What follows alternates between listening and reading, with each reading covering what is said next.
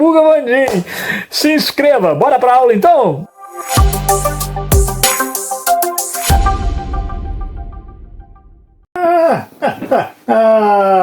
Muito bem, olha a gente aí na 11ª parte, hein?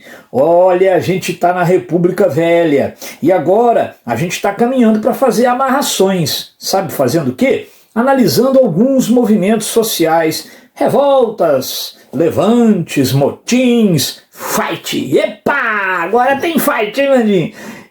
Não morra, minha filha, não se entusiasme, ok?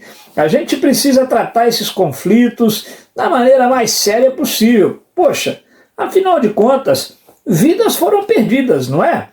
E outra coisa, você precisa se lembrar que muitas vezes as interpretações historiográficas que você encontra nas provas tentam fazer um paralelismo entre o passado e o presente.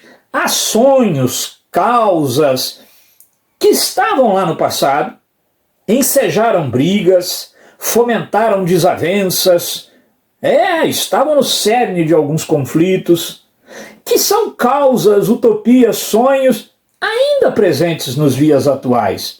Então, vai estudando o passado sempre com este olhar, no que ele pode iluminar o presente. Tranquilo? Hoje a gente vai dar uma olhada num primeiro grande conflito. Olha ele aí, ó. 1896, é logo no iniciozinho da República Velha. Tá vendo? Ó? Em 1894 acabou a República da Espada. Em 1896, Prudente de Moraes estava lá no poder. Pois é, começaram então os desafios de todo jeito. Nós vamos dar uma olhada na Guerra de Canudos. Landim, eu vi ali que ela durou de 1896 a 1897, quase 2 anos de guerra. Não é bem assim. Você vai entender pelo desenrolar da coisa que houve algumas tentativas por parte do governo de acabar com a experiência coletivista de Canudos. E naquele período ali. Não significa que ininterruptamente a guerra durou 2 anos. Não foi bem assim. Tá legal? Onde foi isso, Vandim? Bom, no sertão da Bahia, quase divisa com Sergipe e Pernambuco, havia um arraial formado, uma comunidade alternativa, por um grupo que seguia um líder messiânico. Este arraial chamava-se Belo Monte. Esse arraial foi construído próximo a um rio, chamado Vaza Barris, e próximo de uma fazenda, chamada Fazenda Canudos. Por isso, a Guerra de Canudos. Tranquilo? Beleza, te dei algumas referências. Qual é o contexto? Bom, vamos de novo voltar a uma coisa aqui. Federalismo. Lembra? Várias vezes o Vandim falou disso. Com o federalismo, o Nordeste vai passar mais aperto do que o Sul e o Sudeste. Porque agora, em tese, cada estado tem que se virar com a renda que tem, com os recursos de que dispõe. Lembra-se disso? Então vai havendo uma maior disparidade, desigualdade regional. Legal. A pobreza no Nordeste, a miséria, vão produzir um exército de excluídos e marginalizados. Eu quero que você ponha uma pimentinha nisso aí. Lembre-se que a gente aboliu a escravidão há pouco tempo. Onde foram aqueles escravizados? Vagavam por aí, em busca de um lugar onde pudessem encaixar-se e, no mínimo, sobreviver. Mas caíam nas garras sempre da opressão dos coronéis, o mandonismo local, o preconceito de todo tipo, o elitista, o racista,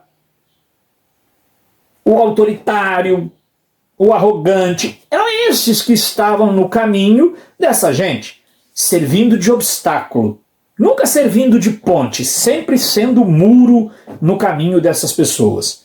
Então, nesse contexto da exclusão social, que é sempre marcada por um Estado ausente, omisso, conivente com as elites, é nesse contexto que um grupo se junta e forma uma comunidade alternativa, na perspectiva do coletivismo, Dizia o seu líder Antônio Conselheiro: aqui em Belo Monte ninguém pode portar armas, só os meus homens da minha segurança que fazem a segurança do lugar. Não pode beber cachaça, tem que ter fé, tem que ser temente a Deus e tem que trabalhar, mas ninguém vai passar fome. Todo mundo trabalha, todo mundo come. Bom, o sertanejo, o caboclo, o ex-escravo, ele não está acostumado com isso, não é? Porque ele trabalha. O sertanejo é um forte, você já ouviu falar disso? O povo brasileiro é trabalhador. A questão é que trabalhar para os outros, trabalhar para o coronel, trabalhar num esquema onde você é objetificado, explorado, é trabalhar e continuar morrendo de fome. Então, esse é o contexto em que organiza-se a experiência de Canudos. Quais são as causas do governo ter implicado com isso a ponto disso ter terminado em guerra? Bom, a questão é que o governo via a experiência de Canudos como uma experiência de monarquistas.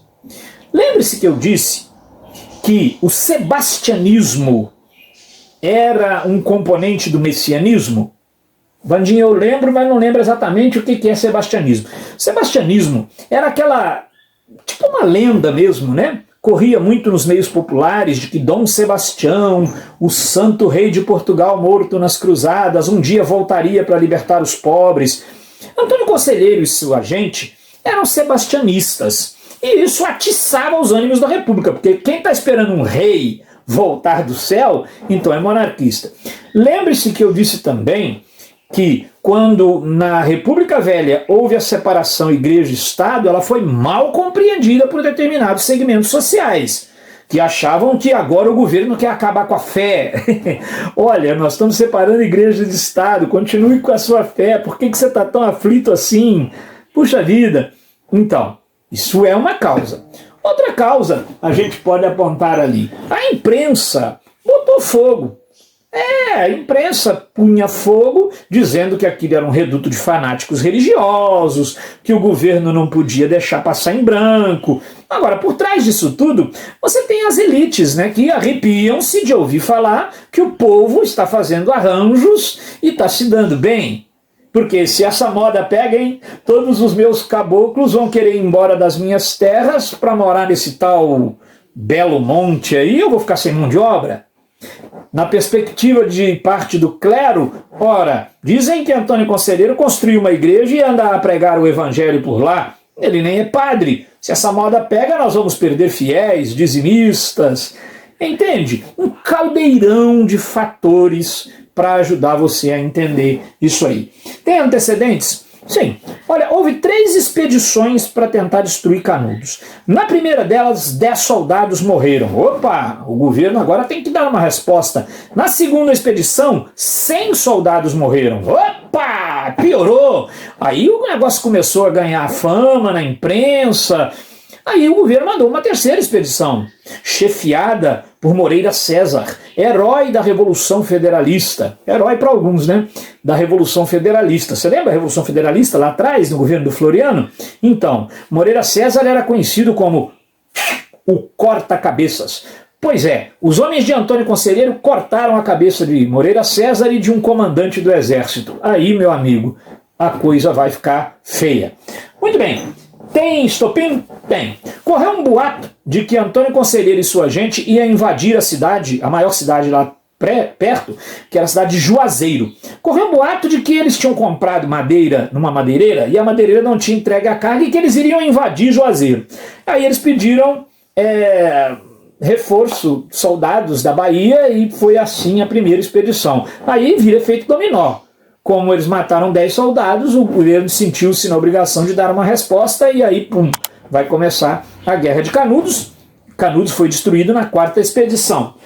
Pandim, quem é esse Antônio Conselheiro aí, essa liderança tão conhecida? Ele intitulava-se Beato, tinha uma barba branca, uma túnica, um cajado, fazia profecias. No fundo, era um cearense que, tendo sido traído pela esposa, andou pelo sertão, sei lá, alguns vão dizer iluminado por Deus, outros vão dizer meio desmiolado da cabeça, e outros vão dizer apenas sobrevivendo, apenas vivendo a vida em busca de uma verdade. A gente não está aqui para fazer tribunal para julgar Antônio Conselheiro. Cada um que o olhava com um olhar. E os cerca de 25 mil sertanejos empobrecidos que foram morar com ele em Canudos o tinham como homem santo. Ele tinha algum letramento, sabia falar algumas coisas, até algumas palavras em latim. E em terra de cego, quem tem um olho é rei. No meio daquele bando de analfabetos, Antônio Conselheiro, claro, tem uma expressão, tem um destaque. Vandinho, eu preciso saber alguns fatos ligados à Guerra de Canudos, batalha, essas coisas? Não. Agora, algumas curiosidades podem aparecer por aí. Primeiro, o Antônio Conselheiro teve uma diarreia, uma doença qualquer e morreu antes do fim do conflito. Pois é, os soldados lá da 4ª Expedição cavaram até achar o corpo dele, decapitaram o cadáver, fotografaram, levaram a cabeça dele para ser estudada até numa universidade, ela ficou exposta até desaparecer no incêndio. Muitos se renderam com a promessa do perdão e outros resistiram até o final e morreram lutando. Euclides da Cunha, o escritor conhecido, foi um cronista importante desse movimento e o livro Os Sertões narra a Guerra de Canudos.